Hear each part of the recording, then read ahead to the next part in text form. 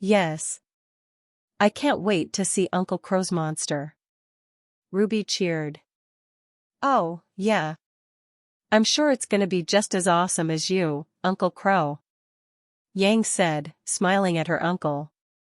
A lot of those missions I've been on would have been a lot easier with some backup. And ever since Katana got rid of that damn bad luck semblance for me, I've been thinking of getting a pet. Crow admitted. It will definitely be good for you to have a partner out there watching your back. Ironwood agreed. You've certainly earned it, Crow. Out of all my allies through all my reincarnations, you've been one of the most loyal and reliable I could have asked for. Ojpin added. Yes, you've proven yourself quite reliable and a good friend. At least when you're sober. Glinda stated. Alright, then. Without further ado. I hope you're a dog lover, Crow, because it's time to introduce you all to the muscle puppy. Katana declared, playing the episode. The evening sun was shown as clouds moved across the now orange sky, before a forest was shown and Oceanize began to speak. Life finds a way. This saying is ingrained into our culture and society, yet rarely do we take pause to appreciate and marvel at just how true it is. Be it the blistering heat of underwater volcanoes, or the freezing winds of the icy tundras, life is ever present with unflinching, unstoppable desire to live and to exist drives many creatures to drastic, impressive measures in order to brave the harshest environments known to man. He spoke sagely as a rock shelf slowly formed by lava from an underwater volcano was shown, before changing to the harsh and barren frozen forests, then finally to a seagull flying gracefully through the air. Underwater volcanoes are so cool. Emerald said excitedly. Strange and seemingly impossible things in nature always astounded her. That's one of the prospects she thought would be most interesting when Cinder gained the maiden powers. It is pretty beautiful. Almost paradoxical. A volcano and lava out in the open underwater. How does it not all just harden into rock? Blake wondered. She then felt something on her shoulder and looked to see Neo had fallen. Yang? I think this is yours. She said, moving Neo to lean against Yang. She'll wake up when we see the muscle puppy, or whatever Katana called it. Emerald said, used to it from Neo always passing out when she tried to watch a documentary. Next, a sturgeon was shown beneath the water once again, before the host continued. This remains true even for an ecosystem fueled by the antithesis of life, death. Even in the putrid depths of the dead waste, life springs forth, a paradoxical turn in nature's story. And some creatures strive in environments like these and develop into fantastical testaments of life's tenacity. Oceanize declared as a whale shark cruised through the ocean, close to the surface, before a snake was shown slithering across a large, hole-filled stick in the desert, then showing a view of the blue sky, higher even than the clouds, before the beauty of space was seen to complete the intro. Ren and Nora smiled at this. They knew just how powerful the drive to survive was. Yeah. That tenacity saved our butts a few times. Nora said with a giggle. A bit more than a few. But we grew stronger because of all those experiences. And we did it together. Ren told her, to which she smiled, and they placed their foreheads against each other. Young love. Winter said with a smile. She remembered having a few interested parties back in the academy, but she was always too focused on her studies. Oceanize presents the Odogaron. The surface of a large body of water was shown in the evening light as Oceanize spoke again. The world we inhabit is a place defined by variety. Every corner of our planet is a unique ecosystem that may seem similar to others at first, but presents its own fascinating challenges for its inhabitants. No matter where we look, we are witnessing millions of years of tenacity and ambition in action, as every organism puts their every fiber to work in order to survive, to overcome, to adapt and to procreate. While it may sometimes be invisible and difficult to see, other times the environments and its respective inhabitants are paradoxical and surprising. he explained how life always seems to continue as a bumblebee was shown collecting pollen, before an alligator gar was shown moving through swamp-like waters, then finally stopping on a strange fly somehow managing to stand on a bead of water, rather than get trapped within it. Just one more reason Salem can't win. So she cannot end all this glorious life around us. Penny declared. I agree, Penny. This world is beautiful. And I want to travel and see it. And I can't do that if Salem destroys it. Velvet set her hopes for the future.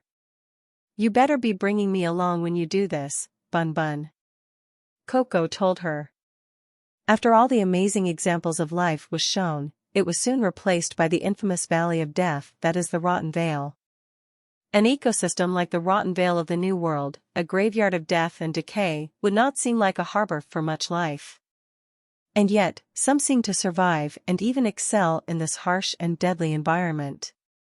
Oceanize declared as the place of decay was shown from several angles, some making it seem like the place was actually made of decayed bones and rotting flesh. It's been so long since we've seen the Vale, or the Rotten Vale, rather. I almost forgot it existed. Glinda stated, feeling the need to emphasize the word rotten, lest she compare this place of death to the wonderful kingdom and city she taught and lived in. Yes. Didn't Strawfoot mention that the Rotten Vale is made of the remains of a massive elder dragon? Ironwood asked, a bit disturbed by an entire ecosystem being made from the body of a dead creature. Dalamadur, yes. As an elder dragon, its body was simply overflowing with bioenergy. And that energy allowed for life to be sustainable in the remains of the massive creature. Katana confirmed. It may be somewhat disturbing to call a corpse home, but as Oceanize has said, it is quite impressive that life has managed to find a way to exist in all this time, in a place literally made from death. Ojban said with a mix of admiration and disturbance on his face. Such is the case with the Crimson Emperor of the Vale, the dogged predator of blood and death. The Odogaron. Oceanize introduced the creature along with its theme as it was slowly shown in all its glory, a blood-red canine-esque creature with a long snout, filled with razor-sharp teeth and fangs that extended beyond the range of its mouth. It was then shown, likely from the creature's point of view, that a girl was separating from the hunter accompanying her, running ahead of him, sending the beast into hunting mode, rushing after the girl, showing off its thin, streamlined body. It then placed its foot on the floor, its 4 claws suddenly being accompanied by 6 more as it stood in front of the hunter, ready to face off against him and defend its territory. Everything then went black as the monster's roar was heard. Despite being such a dog lover, Ruby shrank a bit as she saw the Odogaron and used her semblance to somehow collect Yang, Cinder and Crow, who'd been moved to nearly halfway down the couch from her at this point, positioning them around herself like a protective posse with Crow in front as she clung to Cinder's arm. It's kind of cool, but really scary, too. And I don't like the way he described it. She said fearfully, scared of how ferocious it was. That thing is not a dog. Vi is a dog. That is a demon. Blake cried out, clinging to Emerald in much the same way Ruby was to Cinder. It's okay, Blake. I'm sure your semblance would let you escape from it, no problem. And even if it didn't, I'd be right there to save your precious Bella Booty. Emerald said, teasingly at the end. Blake gave her a punch in the shoulder at the nickname given to her but, yet also snuggled closer, happy her new girlfriend would defend her. It's all right, Ruby. It's just a video.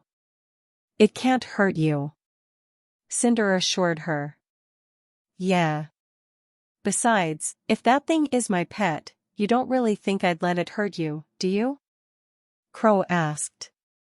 Ruby shook her head at this and Crow smiled, turning around to hug his niece, before moving in between her and Yang. 1. Neo's eyes fluttered open in the excitement and she looked at Odogaron in awe. That is one epic puppy. Neo said. But oh, man. Did you see those claws?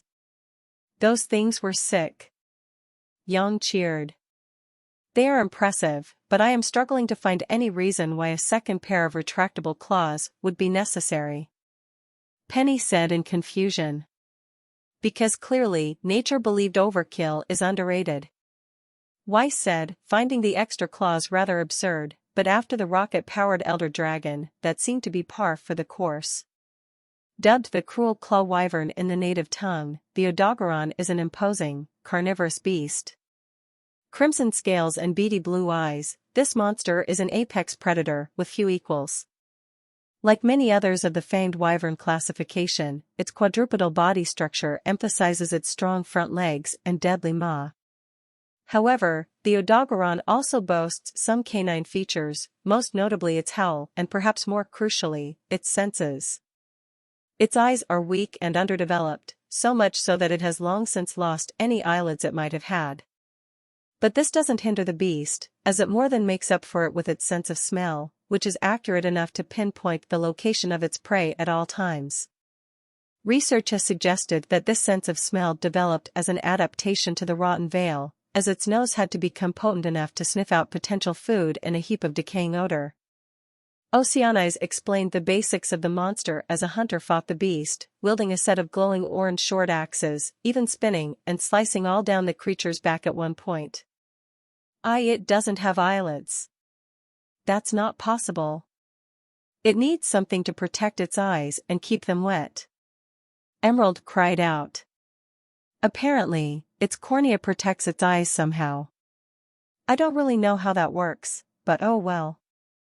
Katana said. That level of smell must be better than any faunus. Delvet said, amazed. Well, lucky you quit drinking, or that's all the poor creature would smell. Winter said to Crow, who rolled his eyes. Ugh. Or Roman cigars. Neo shuddered. She hated those freaking cigars. Although, perhaps they could be used as replacements for bloodhounds for the police. Ozpin pondered.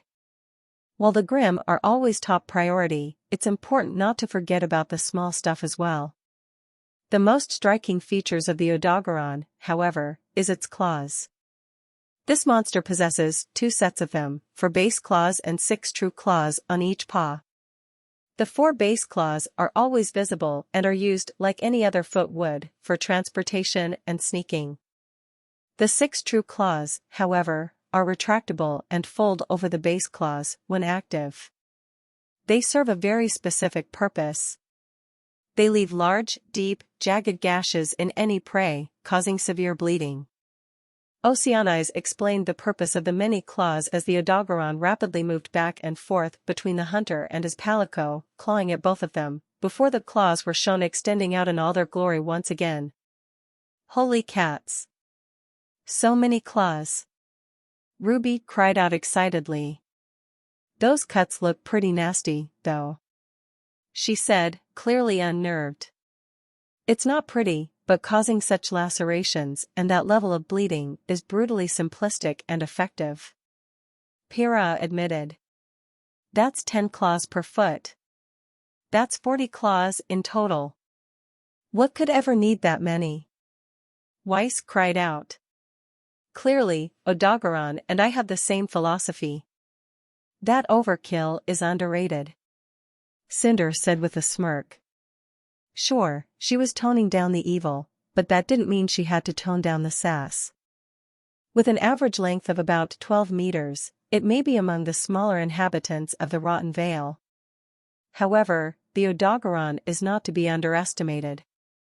While some monsters evolve outlandish, bizarre traits to survive and compete, this predator has evolved a frighteningly simple ability, speed. When engaging its prey or any adversary, the Odogaron will dart around at enormous velocity, jumping between walls and closing distances with targets in minuscule intervals. But even more dangerous is the beast's fast reaction time, being able to respond and react to attacks almost immediately. Oceanize declared as just like he said, the Odogaron easily rushed between the foes attacking it, those being the hunter, his palico and several small lizards all attacking him, moving between them, striking and moving to safety in a matter of seconds. Ah, yeah. Speed team for life. Yang declared. And it's quite clever, using the walls to its advantage, allowing it to move around easily while staying out of reach of melee weapons. Pyrrha noted. Smart. Sometimes I use my crow form to make quick getaways myself. Crow said. But that means I'm not safe up in a tree like with Zvi. Blake said fearfully. Blake?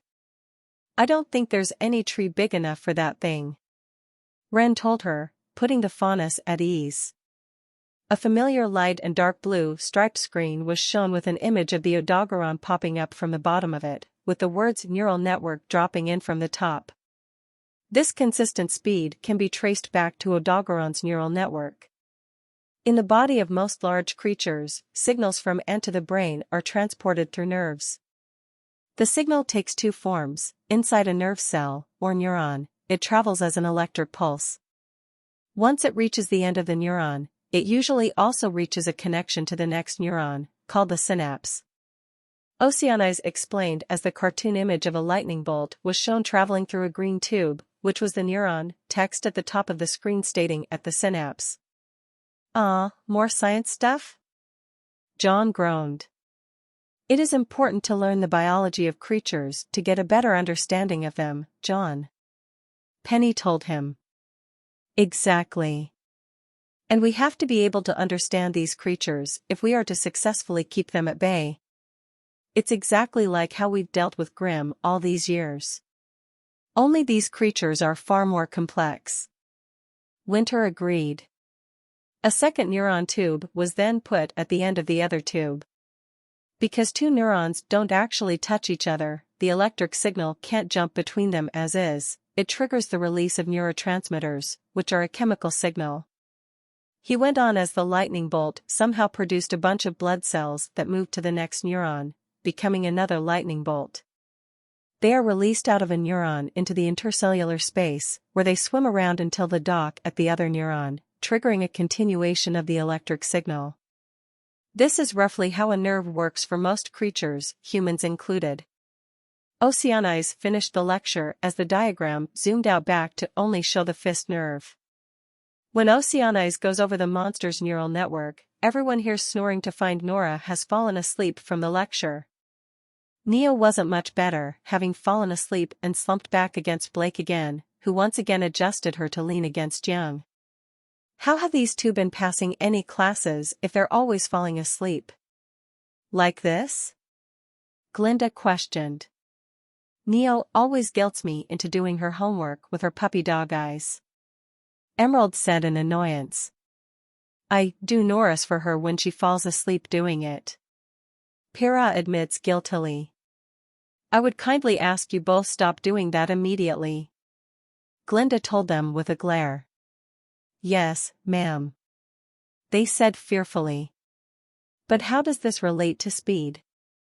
Well, the speed of a signal determines how fast we can perform certain actions and react to stimuli. Usually, the speed of nerves is limited by two things. Firstly, the synapse's speed at releasing and absorbing neurotransmitters. But, more importantly, it's limited by the physics of electricity itself. Electricity will always take the road of least resistance. Therefore, it will go anywhere it can without being impeded. Oceanize continued as the nerve lowered and two lines of text appeared under speed of neural signals, speed of postsynapse uptake and the physics of electricity, before it zoomed back in on the neuron. So, let's say that in this neuron, an electrical signal is traveling. But how does it know in which direction to go? If the neuron is equally conductive everywhere, which it has to be in order for signals to travel through completely, what's stopping a signal from going backwards, or in both directions? He questioned as the lightning bolt went back the way it came, then two lightning bolts went each direction. Fascinating. Ren noted, impressed by how the process of signals being sent happened. Yeah. It really is a miracle just how our bodies work and perform the way they do. Emerald said happily. Cinder couldn't help but smile a bit. It was nice to see Emerald smiling more. She didn't do that too much in their dorms. Although that made her wonder how much of that was from her pushing her to help with the fall of Beacon, which she was clearly apprehensive about. Fortunately, that plan was definitely behind them at this point. 2. Yes, but it seems like for every answer, we get a new question. Pyrrha said. Bartholomew would say that is the miracle of science. Oshpin told her. 6 dashed outlines of rectangles suddenly appeared along the nerve. Well, you can divide a neuron into points, which a signal passes through on its way. Every time a point is passed by a signal, it closes the gate, so to speak, becoming non-conductive for a certain amount of time. This is called the refractory period. Thanks to this, an elector pulse can only move forward through a nerve, as any point it has passed closes down and doesn't let it through again. But this raises another issue: if points that have been passed are closed, how will the next signal pass through? For that to happen, the point will have to open up again pretty quickly. Oceanize explained as the lightning bolt passed through the gates, which went black to indicate it was closed off right after the lightning bolt exited it. So, those signals are kind of like me, and those gates are clothing stores. They better open up quickly for me.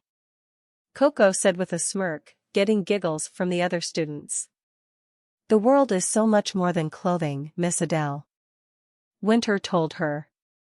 It's also a lot more than being a military stiff, but that's all you seem to care about.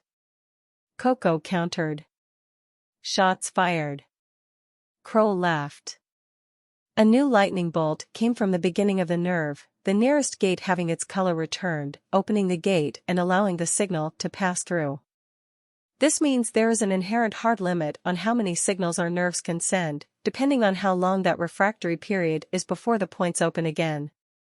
In humans, the shortest refractory period possible is 2 milliseconds.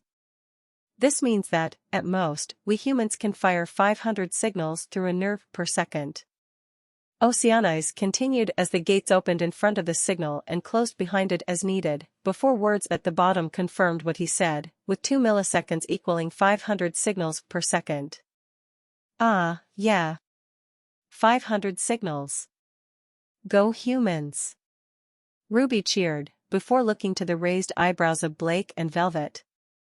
But I'm sure Faunus are just as good. Probably better. She declared. It's all right, Ruby. You don't have to say we're better. It was just surprising when you first said it like that. Velvet assured her. You have my forgiveness for now, Rose.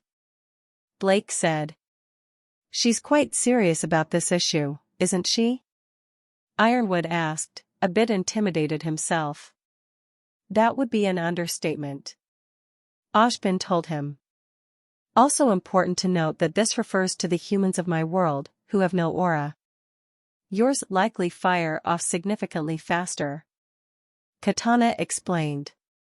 This may sound impressive, but it is estimated that the Odogaron's refractory time is shorter, allowing it to fire at least twice as much. How that is chemically possible isn't yet understood. Additionally, it is believed that the synapses of the Odogaron are more generous when determining which neurotransmitters to absorb, quickening that process as well. Oceanize finally finished the lecture on neurons and synapses for good as the signals were seen moving faster through the gate, as if showing how it worked for Odogaron. And yet we still lose to the snaggletooth mutt. Weiss groaned in disappointment. So it can get signals faster. Big deal. I bet I can still give it one hell of a manicure and break those claws off. Yang declared. Wouldn't it be a pedicure for them, since those are all feet? Neo asked, her and Nora finally waking up. And do you really want to risk being anywhere near those claws? Cinder questioned, to which Yang did look hesitant. With its overwhelming speed, the Odogaron is already a force to be reckoned with. And thanks to its serrated claws, it can cause severe bleeding that will drain any opponent of their life force. But the true danger of this monster is its tenacity. Thanks to its nose, it can keep track of its prey with remarkable accuracy, which only increases if the target is bleeding. And once it has a target, it will fight and hunt mercilessly, as it is a cruel and cold beast. It will even sometimes go as far as to climb out of the vale and into the coral highlands to hunt and continue fighting. Oceanize declared as the Odogaron was shown fighting with the hunter once again, using many more flips and twisting moves. Dang! And I thought Zamtrios was determined. John said in shock. To chase its target to a completely new ecosystem. That's just unheard of. Ren stated. Cinder. Don't take this the wrong way, but that thing's starting to remind me of you. Emerald said. Cinder thought for a moment and had to admit, she wasn't wrong. So she just nodded. However, it is not easy to maintain its position as apex predator. So, should all of its arsenal fail, the Odogaron still has one trick that will allow it to overcome most opponents. As carnivores, Odogaron obviously eat meat. However, they engage in some odd behavior. Often, one can observe an Odogaron carrying a corpse or a chunk of flesh back to its lair instead of eating it right away. If one were to follow it back to the lair, one would find that Odogaron hoard most of the meat they find. This behavior seems senseless until one watches what happens when an Odogaron becomes desperate. Should a situation become too much to handle for an Odogaron, it will try to return to its lair, or otherwise find access to meat. Once it devours it, it can seemingly at will accelerate its metabolism many-fold, causing its body to go into overdrive. In this state, its body begins to glow a hot red and steam starts spraying out of its mouth. Oceanize explained as, like he said, an Odogaron ate a chunk of meat and began glowing red with steam billowing from its maw. Whoa! That is so cool. All that steam. Oh, wait. That means it's hot. Nora declared with a smirk. And now it's glowing and steaming from the mouth. Evil. Blake cried out.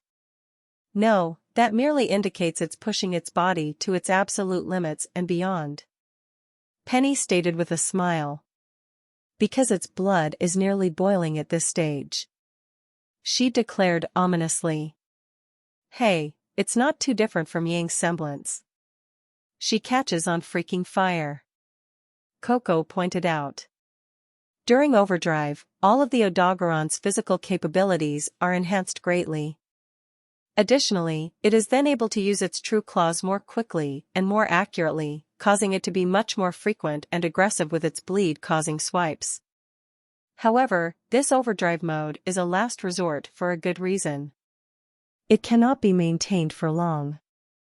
In fact, it is essentially a sprint, relying on frenzied desperation and mere ounces to run.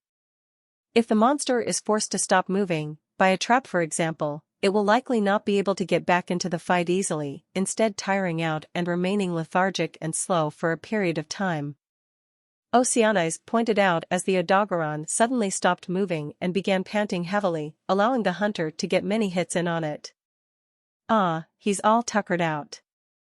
Ruby cooed slightly, briefly forgetting how menacing and terrifying the beast was. It's like overusing our semblances. Pyrrha realized. See, Blake? That doesn't look too evil. Delvet told her, to which Blake just looked away. Ah, is Blake getting steamed? Yang asked, everyone groaning except Neo, who just rolled her eyes with a smile. Additionally, while the uniquely responsive composition of its neural system makes it dangerous, it's also presenting its greatest weakness. Since its synapses are eager to absorb the neurotransmitters, it's easy for them to absorb any other compounds grouped in with them. Which, for example, includes paralyzing neurotoxins. And sure enough, the co-inhabitant fanged wyverns of the Vale, the Gyros, have developed exactly such a toxin to fight off Odogaron, who remains twitching and immobilized when exposed to it. Oceanize added as a small yellow toad released a powerful cloud of neurotoxin that indeed left Odogaron twitching and immobile. Cinder winced sympathetically as she watched Odogaron twitch, reminding her too much of her past life with that damned woman and that shock collar. Hold on, Odogaron. She told it. She then glared at the toad releasing the cloud. Damn frogs. She snapped. Ruby and Emerald held both of her hands at this, and Neo put a hand on her shoulder. I'm sure it can handle it, Cinder. It's strong and determined. Just like you. Emerald told her. Still, that's nasty Toad if it can stop something like that. We should use one on Mercury. Neo declared, getting laughs from the former villains and even giggles from Young and Pyrrha, who Mercury continued to annoy. Glinda even had to make it a note that he could no longer challenge Pyrrha, as he had continued to request matches with her, only to forfeit. However, the Odogaron is itself also capable of adaptation. Oceanize declared, before the striped screen returned, with Odogaron taking center stage again. During the Legiana migration, which saw large shifts in the population of the New World, a certain number of Odogaron migrated permanently to the Coral Highlands. However, in order to survive and compete efficiently in the newly changed highlands, which were now occupied by elder dragons and fierce predators alike, these Odogaron had to change. And so they evolved into the so far only known subspecies of the Odogaron. The Ebony Odogaron. Oceanize introduced as a new Odogaron was shown with a dark gray body with black legs and face, red claws and a dark blue tail. It also was noticeably emitting the dragon element from its mouth. Crow whistled when he saw the ebony variety. I'm liking the colors on that one. Crow said. I find it quite fitting as well. It adds to your image as a dusty old crow. Ozh then agreed with a smirk, getting chuckles from the adults and a glare from Crow. Not funny. Crow grumbled. Still, I am quite curious to see how different this version is from the normal Odogaron. Ironwood stated. Wait a second. Is that dragon element? Weiss asked worriedly. Covered in black and blue scales, this cousin of the main branch is both stronger and more aggressive than the regular Odogaron. These are likely traits they developed in order to fight fiercer opponents. They also have a different lifestyle. While a regular Odogaron will stick to the Rotten Vale with occasional trips to the Coral Highlands, the Ebony Odogaron is a nomad and can appear all over the New World. And thanks to its new abilities, it is a tremendous force no matter where it is encountered.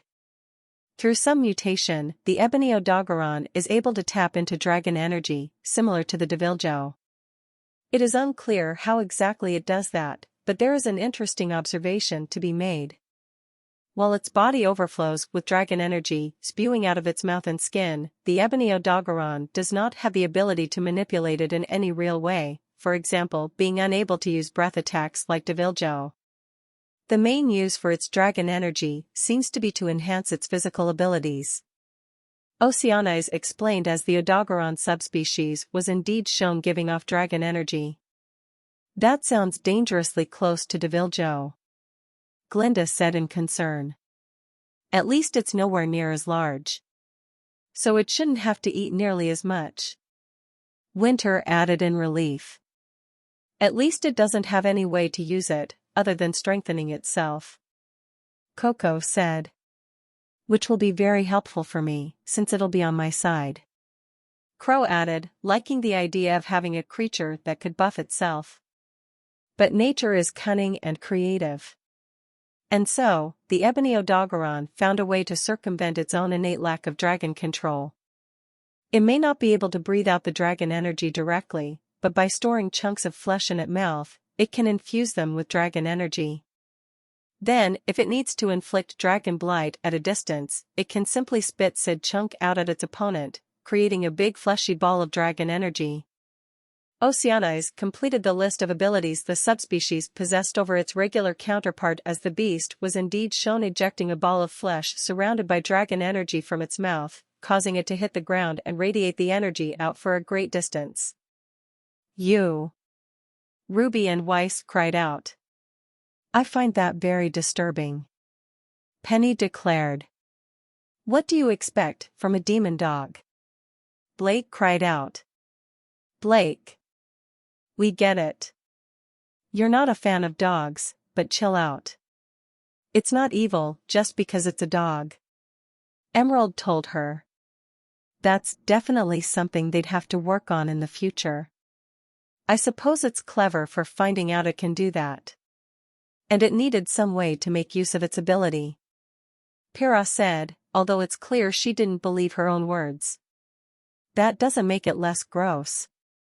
Nora declared.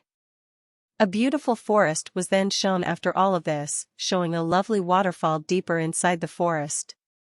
All of this exemplifies nature's never-ending drive to survive. The Odogaron is only one part in an endless system that continuously strives to maintain life, through any means necessary.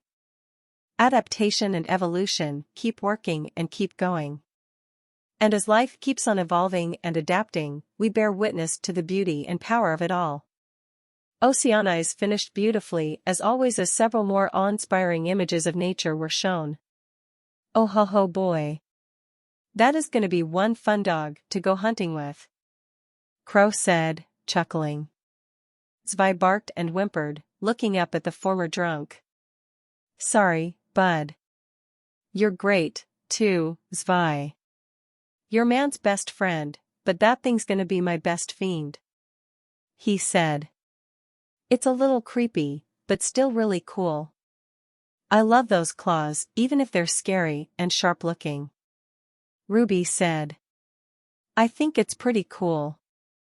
It's fast, agile, and can jump around all over the place like you do, Uncle Crow. Young agreed. As long as you keep it away from me, I'll be fine with it. Blake said. I suppose it's as fitting for you as any monster would be. Winter said. And the ability to strengthen itself with dragon energy could be quite useful as well. Weiss agreed. Something about those colors I really like, too. I might need an outfit change when we head back to Remnant. Cinder declared, before being picked up and hugged by Coco. Finally. I thought you'd never ask. I mean, the dress works, but we're gonna find something that's perfect for you, Cindy. Coco assured her. Oh, goody. Cinder said unsurely. So, down to 3 now, Crow. Who are we seeing next? Katana asked. Well, in that case, I've been wondering for quite a while what Glinda's monster would be. What's good enough for Good Witch?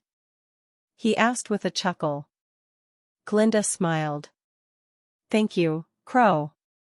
She said with a nod, which he returned. Very well, but before we learn of Glinda's monster, there is another we'll need to learn about for context's sake. Prepare for a monster that will dwarf almost any No Grim, the Cedius. Katana declared. 3.